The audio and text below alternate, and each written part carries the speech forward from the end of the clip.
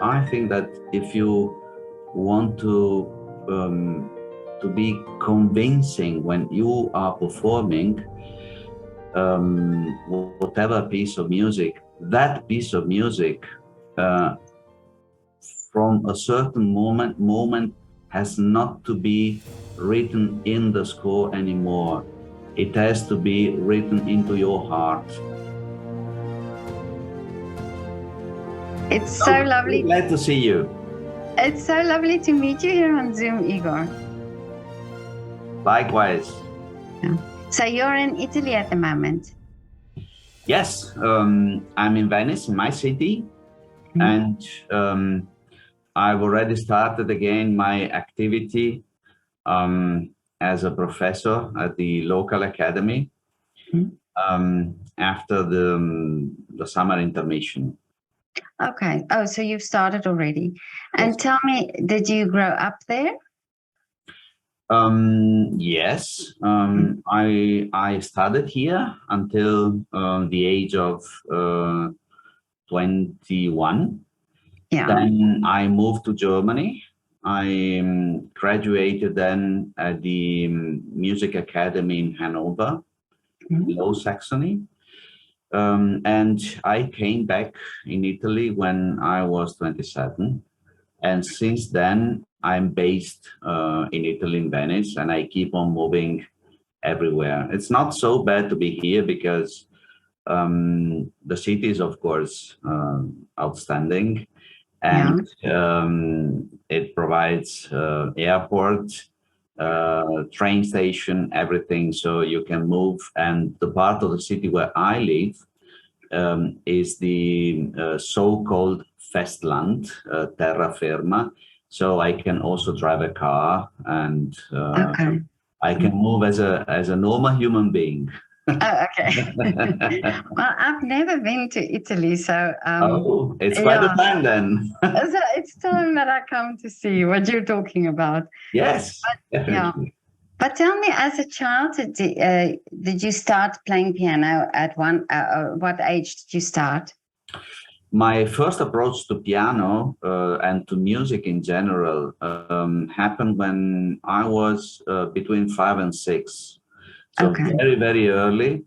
That's a very nice story about it. It's quite a nice story. I was together with my parents. I was having a dinner together with friends. I was a small kid, 5 something, and in this family there was a guy who was 15 or 16 who was playing some jazz piano music, and he learned by himself, but he was quite talented actually. And while we were there having dinner, he sat on his piano, in front of his piano, and started playing some jazz music. And I was so amazed by what he could do that apparently when we went back home, I asked my parents whether I was allowed also to do that thing that guy could do. Yes. So they looked for someone who was who was able to take care of such a small kid. They found a woman teacher who was more or less as old as my mother, and who also had 4 children.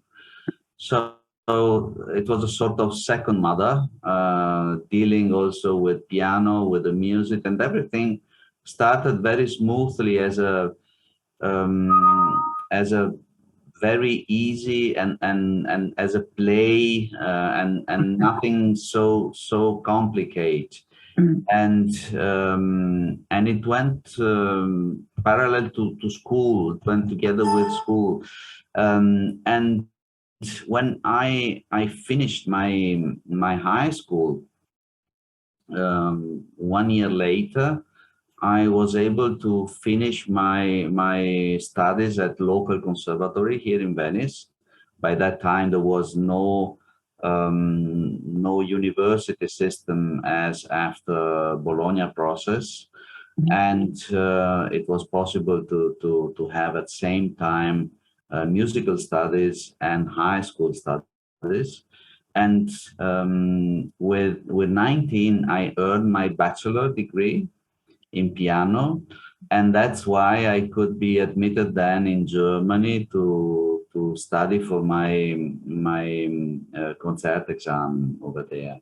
I see. But it's quite young, 19, to already have your bachelor's degree. Yes, yes, Yeah. it's quite young, yes. Yeah. But isn't it very interesting that you said now that in the beginning when you started playing piano, it was not so serious. It was like more playful way of playing. And Yeah. is that something that you think back on it, that brings also more love for what you're doing, that it's not as a young child so strict, you know? Yes, absolutely. I'm quite convinced that you basically learn thanks to love. If we think, for instance, about how a little child can learn his mother language,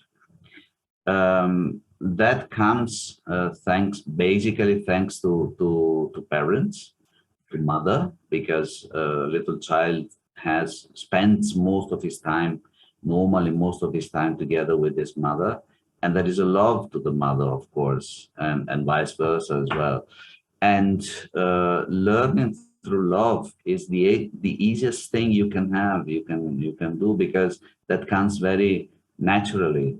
It's there is no obligation, no force in that. Nothing is forced in that. And I think this has been very good for me, because I never felt any obligation in sitting in front of my piano and practicing. And this first teacher I had was smart, intelligent, and prepared enough to approach the music to my person in a very simple and joyful way. So it was for me like for many other children to play with some toys or some other things. I like to think about that in German, in English, in French. You use the same word to play when you want to stay together with other children, or you want to sit in front of an instrument, something we don't use in Italian because we have two separate words, giocare and suonare. We have two different things, which is very bad, actually. I find much better the English, the German, and the French version, and I trust there are other languages where they are also synonyms. Yeah, well, in Afrikaans, in my language, we also say speel. Mm-hmm. And speel, you play with children, then speel, and then you also speel when you do an instrument. So yeah, it's very similar to German spielen. Yeah. I find this is quite meaningful. Yeah. Because it's something easy. Children who are playing are never affected by anything which is heavy or which are bringing too much responsibility. So they simply approach the piano and they play. They don't care too much whether they play a wrong note or something, let's say some wrong position. They can simply correct it if the teacher asks them to do it, and that's very easy. It's a very normal thing. Well, I think teachers who do it that way are really they have to be commended by doing that way, because I think so many children sometimes lose the love for playing instruments or the love for doing something because of the teacher, because of how the teacher acts. And yeah, so it's so lovely to hear the story. I agree with you. And but now your parents, they were not musicians then? No. My father, he's still living. He is a doctor. And my mother, unfortunately, she's not here anymore. I'm She so was a sorry. physiotherapist. Okay. So they are normal human beings. But they both of them loved and loved music, of course. Yeah. Yes. Mm. So I've always been supported in whatever I was doing related to music, relationship to music. Mm. But I also spoke to, during the pandemic, I spoke to a lot of musicians here in Vienna. And the one thing that really that I noticed was also during this time how they dependent on the teachers, not just for the playing the instrument, but that moral support or that motivation, or and I see that now also, that you're talking about that, but I see it also as they are now going into a profession, as if their teachers, their professors are really so supportive also on an emotional level. This is very important. Young people, young students definitely need to feel that their professors are trusting them. This has happened when I was a student, especially when I was a student in Germany. My professor, who was an amazing artist, I will always be grateful to him for what I've learned there. His name was Roberto Sidon. He was a Brazilian pianist with a world career, and to motivate your students and to trust your students is half the work done, because if they feel that you believe in them, you that are in the position of a professor, so you are experienced, you are older, and you are the one who give them knowledge and informations, and that you are the person whom they trust. If you trust them, this gives them so much power, energy, and they will be able to face even hard times, like uh, the hard times we had during the And yeah. pandemic. Yes, that was a real nightmare for each one of us. And um, I think that the consequences of what we have gone through will stay still for a very long time. And I think that it's our responsibility as artists and also as professors, in my case, holding a professorship, it's our responsibility to keep on thinking about what has happened and to try to support our students to go forward and to look forward for better times and for easier opportunities for them to perform, to study, to confront themselves and with their arts and with their um, development as young artists.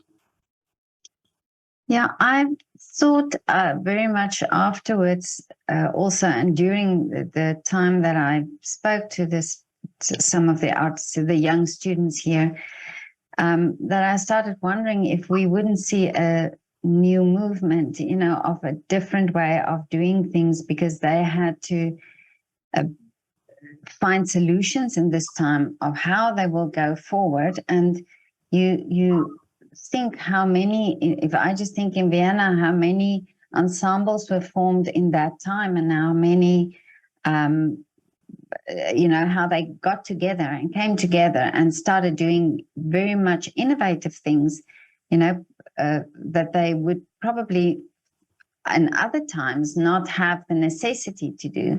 So I was wondering if maybe we'll see now something different, and we see some other way of of presenting classical music? I think this is very true. You see, I think that the world will never be the same as before. Um, First of all, because human beings can never be as we were before. After having passed through such a difficult time, we have for sure changed. I realized this with myself, and I realized this with my family, with my friends, with my students, of course, with my colleagues. And this is related to both good things and bad things. From whatever bad situation as the one we have gone through, we can also learn good things, as it always happens. I think that in my case, for instance, it was very good to be obliged to stop performing. I had no concert whatsoever for 2 years, with the exception of two online concerts. And this was, in my case, not a good experience. I felt very miserable because I was missing the warmth and the heart of the public, which makes me feeling at that moment in that place with that music totally different. And this is the magic of the live performance. And when you are there in front of a camera and some microphones, it's like being in a studio, which is a different thing. So, but of course, when you are in a studio, you are aware that you are in a studio for a recording. Yeah. And when you are in a live concert, you are supposed to live the experience of being together with other people. Just the people are missing. So it's very strange. And I think that for sure things are changed. First of all, we can and probably enjoy much better what is happening during a concert, because it's not so easy as it used to be before to have a concert. We still are having some small limitations, but still limitations are. And not to forget that there still are some financial limitations, because finances have been drastically reduced after what has happened. And people are maybe starting also appreciating the pleasure of being into a concert hall or theater or whatever, and living the experience of being together with the artist and together with other people from the public, rather than being at home with their hi-fi equipment or huge screen for a Blu-ray, high technology reproducing system, which is of course also something gorgeous, but it's not the same thing, because it's not a human experience. That's a digital experience. I'm not saying that it's a bad experience. I'm just saying that it's a different thing. And maybe because we have been not living this for a long time, we are now really appreciating this because we didn't have it. So that's also good. And I realized that after 2 years, when I finally had the possibility of giving again a concert as a soloist, I was invited in a theater, and I gave this concert. the pleasure I had, and the will I had into myself in performing was as big as 30 years ago when I started first times with my very first concerts. And I was so excited as I didn't feel it since a very long time. So in a way, I feel renovated, younger again in my approach to music. So it's in that sense, it has been good. And I hope that this will um, also give the possibility to the very many young artists we have to perform themselves some concerts. Mm.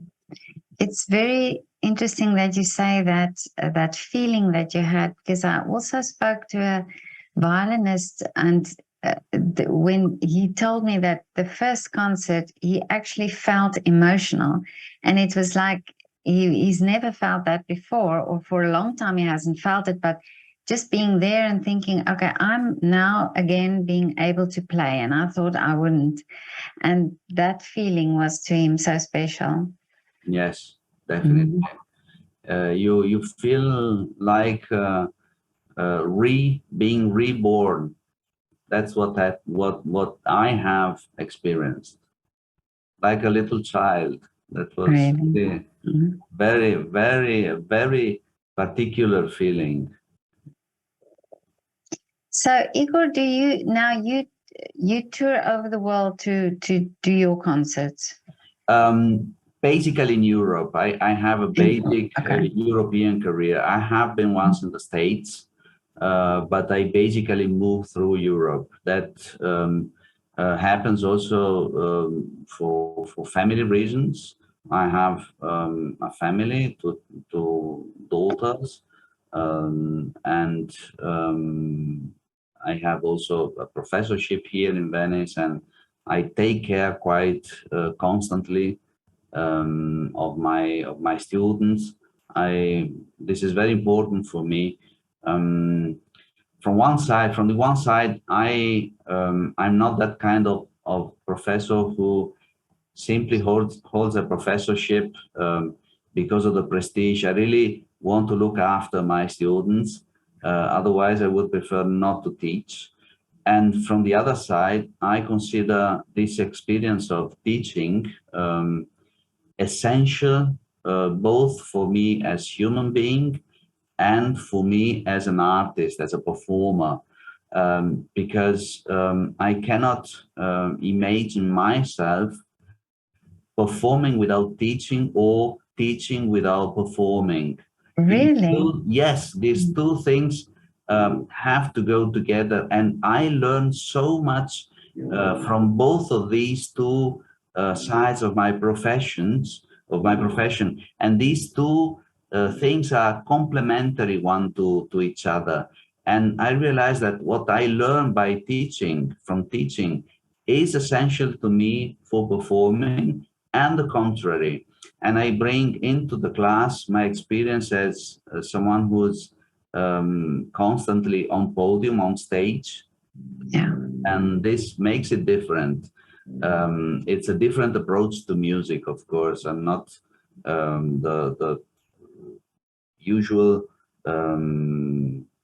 didactic professor who uh, prepare students in accordance to what it is expected to do. I give so much freedom to all my students because what is so important to me is that each one of them has the possibility of expressing his own individuality. So I never try to make uh, my students a copy of myself. It happened sometimes that I had in the class at same time 2 or 3 different students performing the same work, and we had 2 or 3 different results, and none of these results was similar to what I do. My task I consider my task as professor as the task of someone who's more experienced and who is helping these young people to simply take out what they already have inside themselves. I like this one, and thanks to that, I learn from them so many things because But they also have their own ideas. I think that's wonderful, because I think also that you, like you're saying, they bring their own personality and style to what they're playing. And this makes it so interesting also in the industry. You know, if you see how many pianists there are, but they all have their own style and their own way of connecting with their audiences. Yes, and I find this so amazing with the arts. You can have the same music, which is read by different eyes, and these eyes are connected to different brains and different hearts, which means different experiences, different life. And the results you can have are different, but they can all be convincing. Yeah. And this is so fantastic with the arts, not to be one-sided. I vividly remember when I was a student at school, one of my teachers, he was my teacher for mathematics, impressed me quite a lot because he was sitting in front of us and he stated a very simple example. He said, you see this hand, you see this way, and you are right. What I see is this one, and I'm also right. Oh, And yes. yes, and I will always remember this. It was so impressive for me because then, by that time, I was 16. I realized that truth can be so different in accordance to many different parameters. It all depends, of course, on very many different things. So it's very dangerous to think I am right. No, Yeah. I possess the truth. It's always so dangerous to think this. And also in that respect, I try to really respect the individuality of my students. And I like to think that this word individuum comes from Latin, which means not to be divided. So if you cannot divide something, this means that it's unique. Oh, yeah. And every human being is unique, and this is something we should, of course, pursue and never, on the contrary, try to destroy. This is our power as human beings. This is so fantastic. That's true. And I also think that growth is also something that's very individual. You know, so some artists grow at a different pace, and they have to discover really who they are in their art form. So they might not be you know, by the age of 25 already where they are supposed to be as artists. So that is also the thing to keep in mind. Each one of us has his own path during his life, and yeah, it's a fantastic trip for each one of us during his own life, and that has to be respected and pampered also. Yeah, no, that's true. But tell me about your recordings and about do you have a specific repertoire that you love to play? Is there composers that you really feel, you know, like attracted to the works to play? Actually, I have a specific love for Robert Schumann. And probably the two composers I played most are Robert Schumann and Franz Liszt. This happened probably by chance. The professor I studied with in Hanover was a very famous Lisztian interpreter. He recorded Hungarian rhapsodies for Deutsche Grammophon, plus Spanish Rhapsody by Franz Liszt, and he also recorded all chamber music with strings by Robert Schumann, and the piano concerto, and he had an amazing repertoire with the so-called German romanticism, Deutsche Romantik. I have a special feeling, as I said, to Robert Schumann, for many different reasons. First of all, I love German culture. That experience I had during my youth as a student, as a university student in Germany, was very special to me. When I arrived, I was more or less 20. So everything, of course, was for me full of enthusiasm, and it was also a very special time because I lived in Germany the collapsing of the wall. When the wall collapsed in 1989, yes, I was living in Germany. So that was also something very special for a foreigner to live such an experience.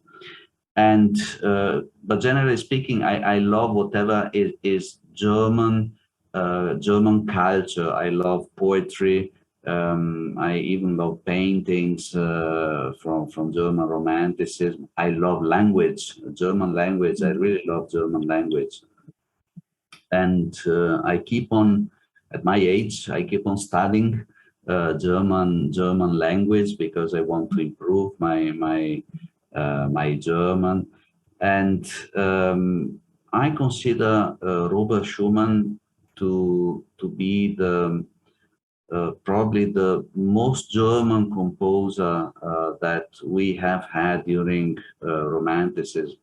His life experience, with a small exception, which I think lasted 9 months long in Vienna, and which was also not so successful for him, has been in Germany, between Düsseldorf, Leipzig, Dresden, and all the other ones from Mendelssohn to Liszt or Beethoven or Brahms, Wagner. All of them have been traveling throughout Europe. They were really citizens of the world.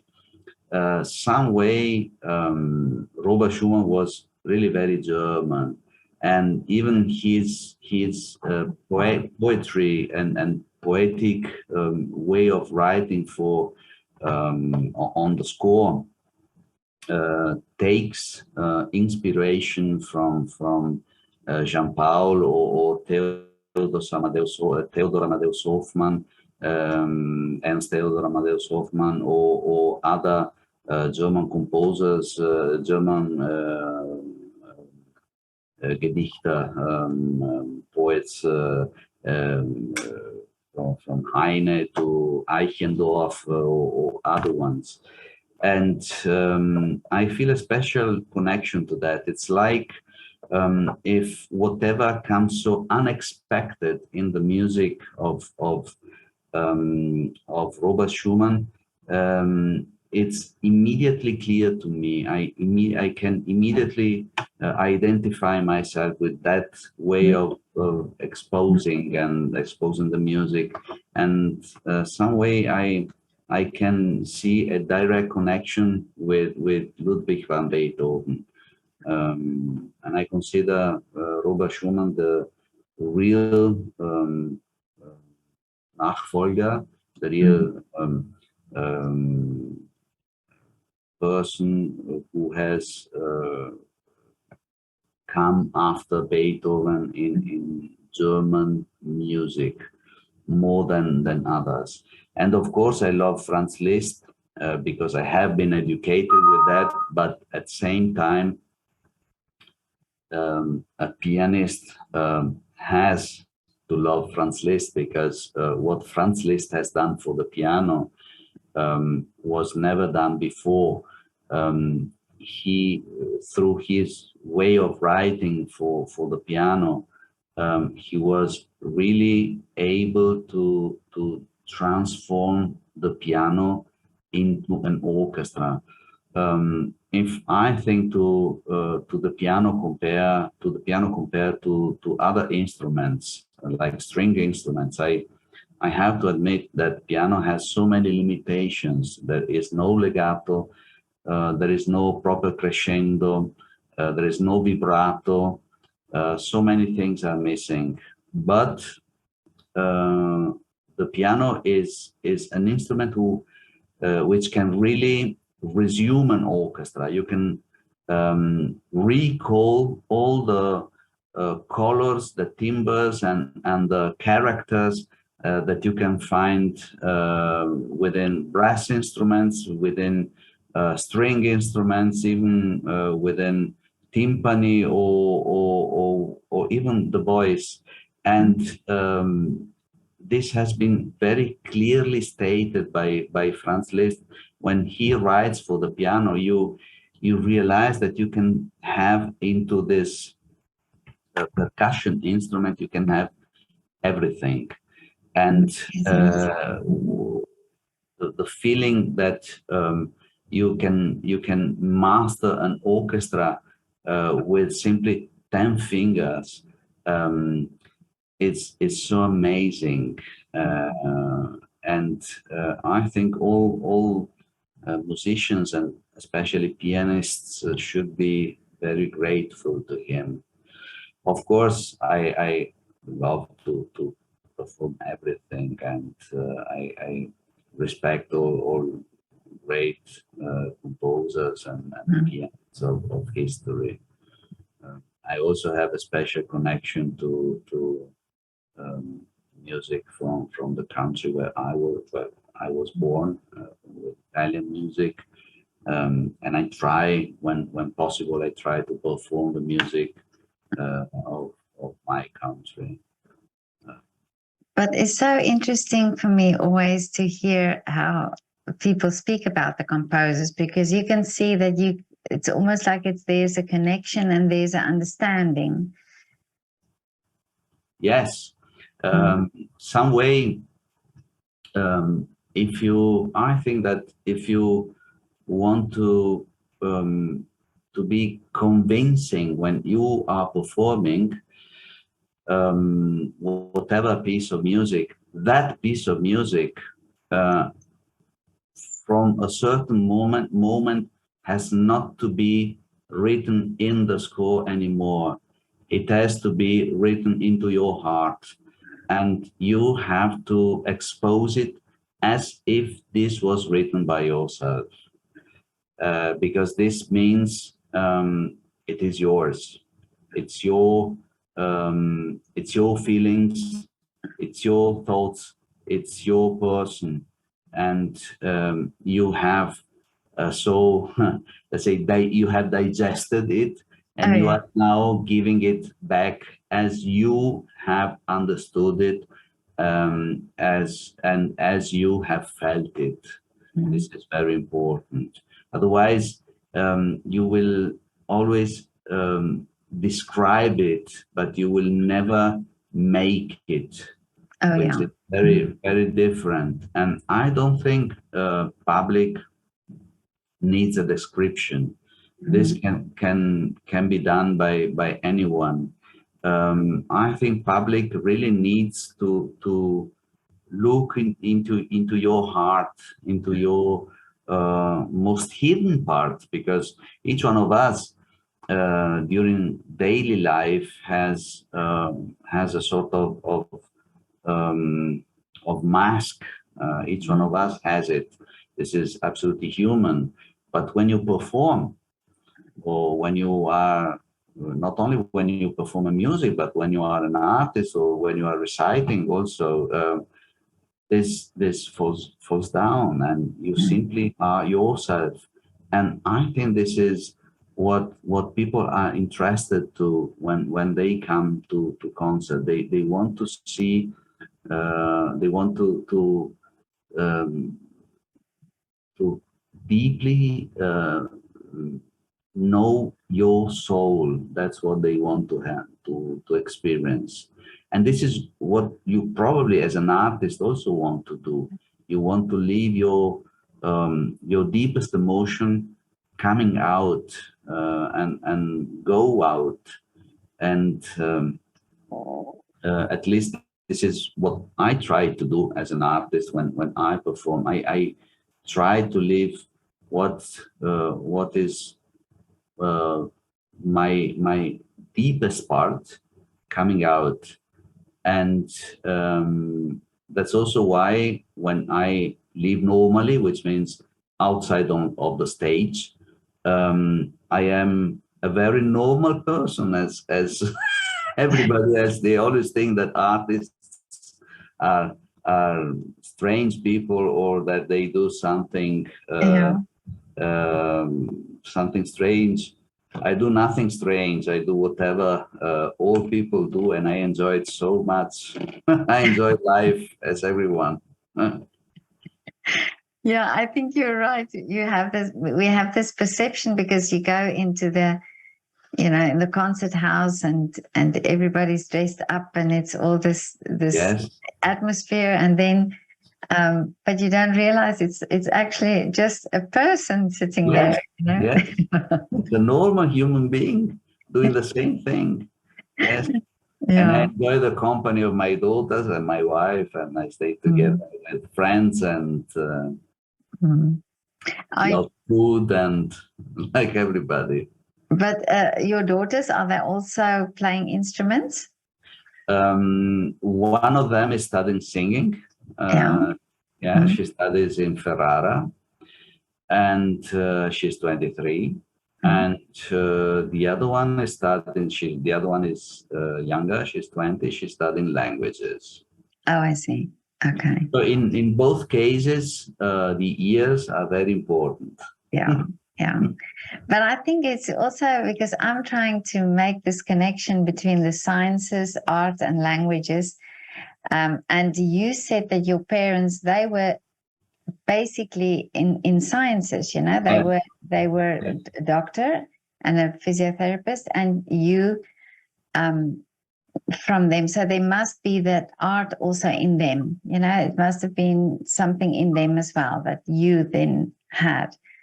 So I think it's all connected in a way. Absolutely. Yeah. I'm quite convinced that the root of everything lies on beauty. And beauty is basically proportion. Yeah. And that we have both in science as well as in arts or in literature. We have it everywhere. If we are able to recognize, which means to know a second time, the beauty into whatever thing we are dealing with, then it doesn't make any difference what we are dealing with, being it sciences or arts or cooking or whatever. It's a matter of beauty, and beauty is the key. I'm quite convinced about this. Yeah, no, I think so too. And this is why, because you wrote to me once that you like the city of Dresden. Yes. And it's such a beautiful city as well. Yes. Yeah. Yes. So have you done concerts there as well? No, actually, I never played in Dresden. I have been in Dresden several times as a tourist and also as a professor. I have been invited at Musikhochschule, where I gave a masterclass, but I've still never performed in Dresden. I would like to, aber. Okay, so let's make that wish then here, because many people's wishes come true when they say it on this channel. Let's hope so. Let's hope so. I'm prompt to go to Dresden, and if accepted, to offer a little bit of my love for Robert Schumann, of course, in Dresden. That would now be perfect. Yeah, perfect combination. Yeah. But now, talking about wishes, what are your wishes for the future, Igor? To stay healthy, Yeah. which is nowadays especially um, is very important, and to keep on having a good balance in my activity as musician. Um, I I'm not really greedy in terms of career concerts or recordings, or let's say being under the spotlight. What I consider absolutely important for me is to have very big balance between what I'm doing, what I want to do, and what I love to do. At the moment, at this stage of my life, I'm very happy about what I'm doing, because I'm doing exactly what I want to do, and I can do it the way I want to do it. So I'm dealing with my piano and with the repertoire I love to play, and I have some projects regarding composers or pieces. I am teaching with very motivated students, and I have students arriving from different countries in Europe. So I can give class in Italian, in English, in German, and Amazing. I teach in a beautiful city, in a beautiful academy, because the academy in Venice is located in the second largest palazzo we have in the city. Wow. And from my room, I have two windows, and I can see the Campanile di San Marco. So I mean, Amazing. this is such a luck. I mean, and I can travel, which is something I really love. I can travel to both perform and teach, meeting new people, new students, new experiences, new colleagues, to see new places. So that's exactly what I want to do. So I wish myself I can keep on doing these things, trying as I am trying to do them always better and always more.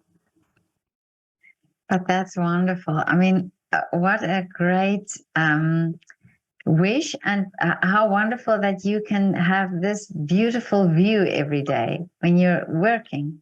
Yes, very lucky. Amazing. Very lucky. I must Yes. come to Venice.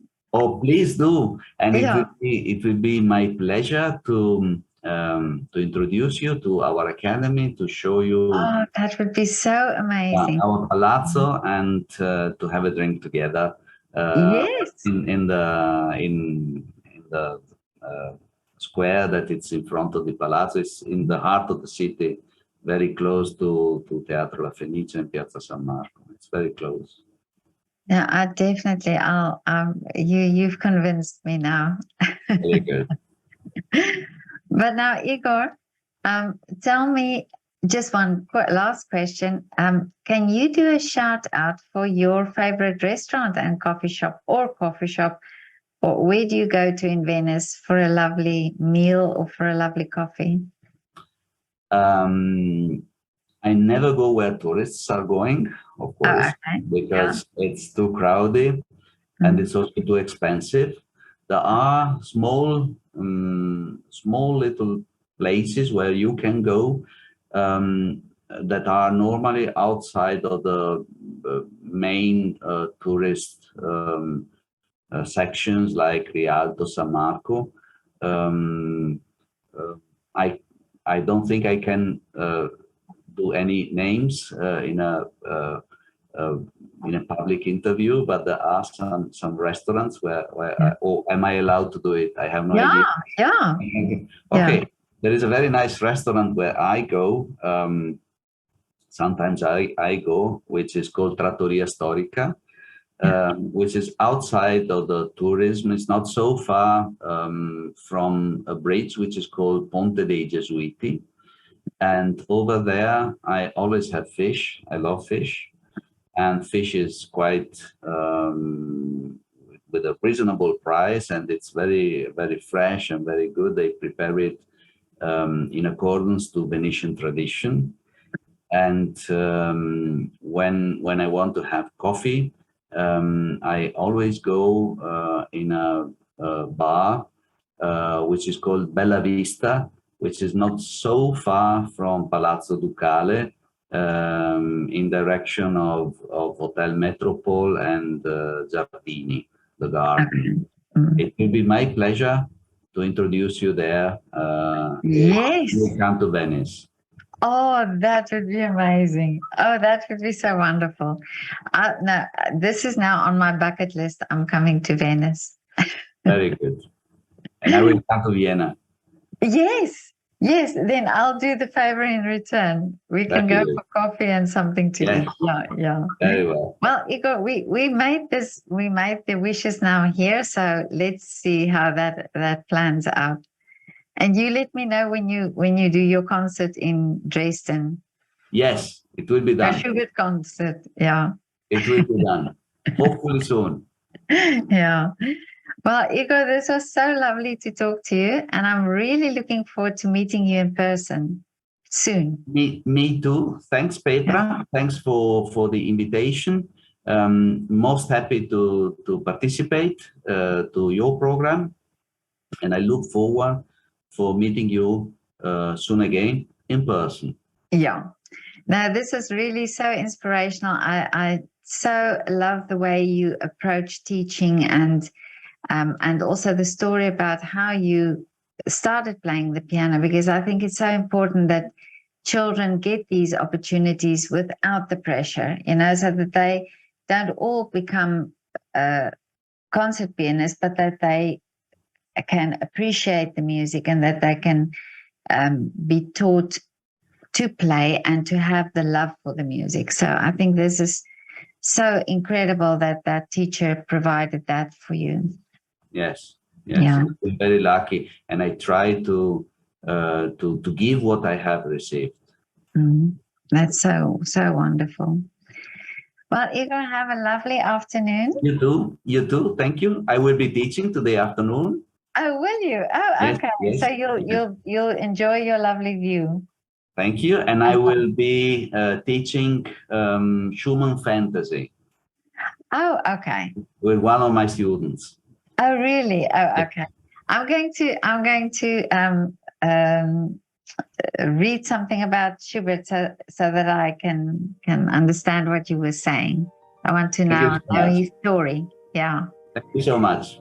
Yeah. Okay. Looking forward for meeting you. Yes, me too. Thank you, Igor. Bye, Petra. Bye. Bye.